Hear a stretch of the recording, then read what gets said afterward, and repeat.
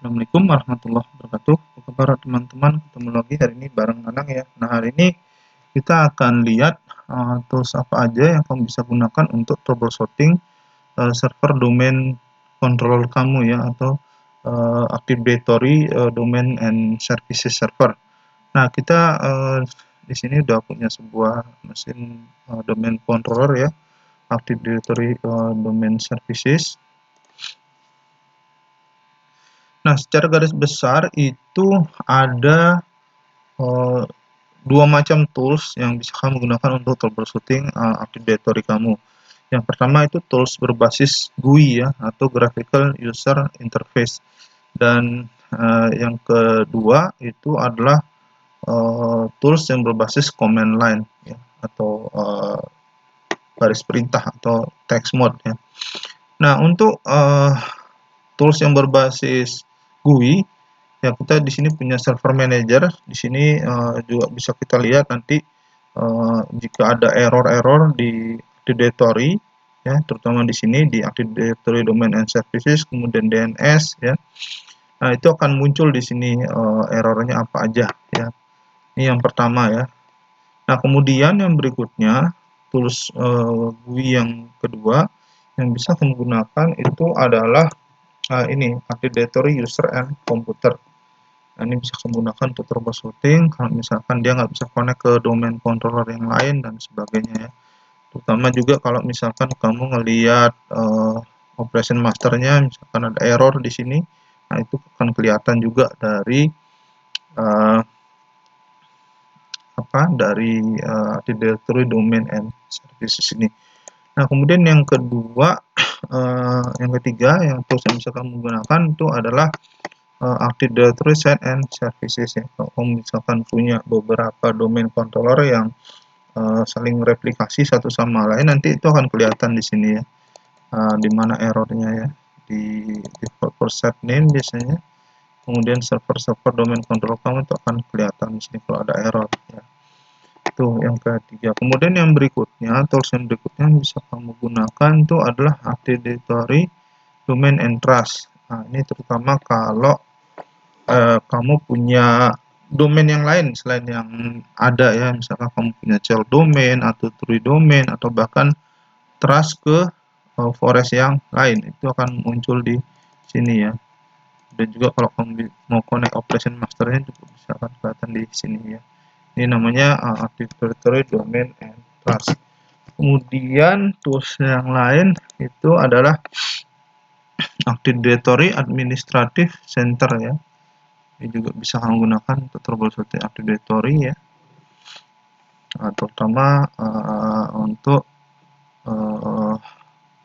melihat objek-objek Active Directory itu secara detail ya, gunakan Active Directory Administrative Center.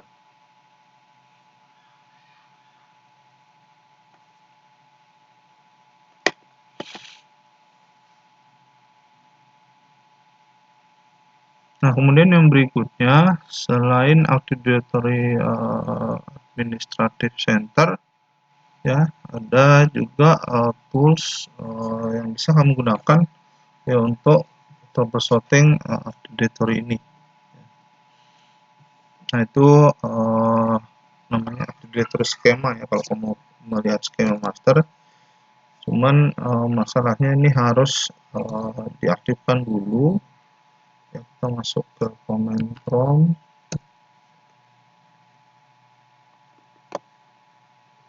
kemudian kita jalankan di sini perintahnya rec svr32, kemudian schmmt.dlr.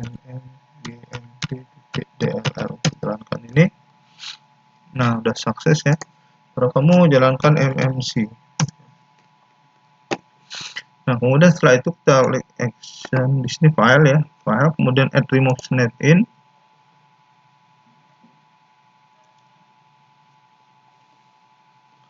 Nah, di sini ada Active Directory Schema, kamu add, klik OK. Nah, di sini sudah muncul Active Directory skemanya ya.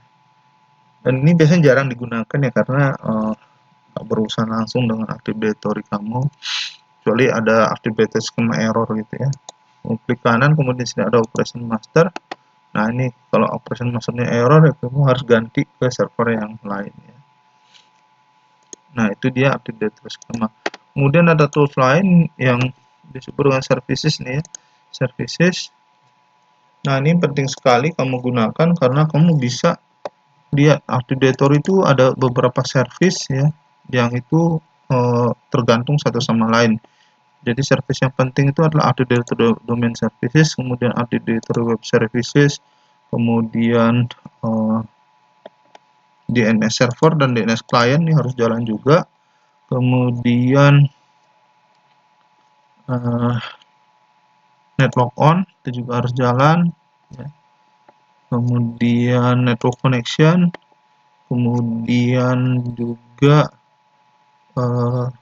server dan workstation ya, workstation. Jadi itu service-service yang penting sekali, serta Windows 10 nih, Windows 10 juga diperlukan oleh Active Directory. Jadi kalau service itu nggak jalan ya maka Active Directory kamu bakal bermasalah ya. Nah, kalau untuk troubleshooting services tersebut ya kita menggunakan services console ini ya. Nah, kemudian yang berikutnya yang bisa kamu gunakan itu adalah DNS ya. DNS ini terutama berhubungan dengan DNS server ya. Kamu bisa cek apakah zona-zona yang ada di Active Directory kamu bisa di load atau tidak gitu ya di Active Directory DNS ini ya. Terutama ada forward lookup zone dan reverse lookup zone-nya. Kemudian yang lain itu adalah resource monitor. Kamu bisa cek bagaimana server kamu berapa konsumsi CPU, kemudian memori, disk, dan networknya. Kamu bisa cek di sini CPU, memori, disk, dan network. Nah, kalau CPU-nya udah mentok 100% itu berarti ada masalah ya, atau memorinya juga penuh misalkan 100%, nah itu hati-hati ya. Nah, ada kemungkinan itu bermasalah ya. Seperti itu. Jadi kamu bisa gunakan resource monitor ini. Kemudian tools GUI yang lain itu adalah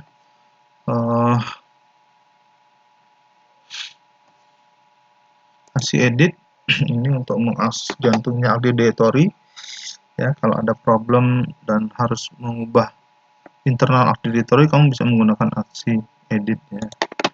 Kemudian tools lain yang digunakan itu adalah komputer manajemen. Ini juga penting untuk mengelola dari server kamu ya. Bisa gunakan untuk troubleshooting Active Directory juga. Nah, kemudian yang berikutnya itu adalah tools yang berbasis command line ya.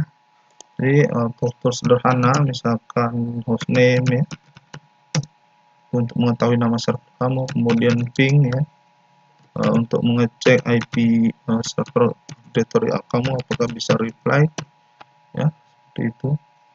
Kemudian pathping untuk ngecek koneksi ke misalkan ke domain controller yang lain ya.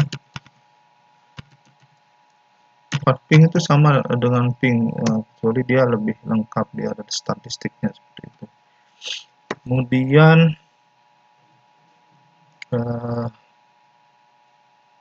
tunggu dulu, dia lagi build statistik di sini.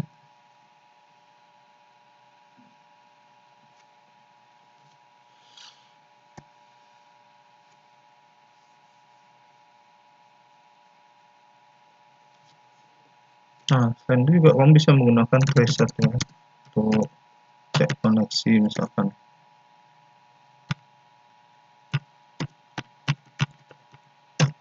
Nah, dan juga perintah seperti nbt start ya, dan juga net start yang kamu bisa gunakan untuk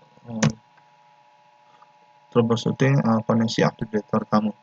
Kemudian juga yang paling penting itu tools utama yang kita gunakan untuk ngecek Active Directory yang menggunakan command adalah dcdiac ya. Jadi dcdiac itu akan ngecek, ngetes satu persatu parameter Active Directory kamu apakah sehat apa enggak gitu ya. Misalkan sini ada error, yang muncul errornya apa seperti itu. Nanti berdasarkan error itu kamu lakukan troubleshooting dan cari solusinya gitu ya.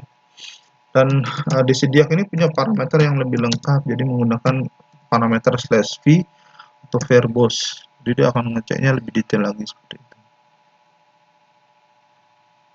Ya. Nah, kemudian tools yang lain itu adalah namanya repadmin. Ya, itu bisa kamu gunakan juga untuk ngecek Active Directory kamu ya, apakah sehat atau enggak. Kemudian yang berkenaan dengan group policy, itu kamu bisa menggunakan perintah gp update ya, untuk mengupdate policy yang ada di domain controller ya, atau di jaringan.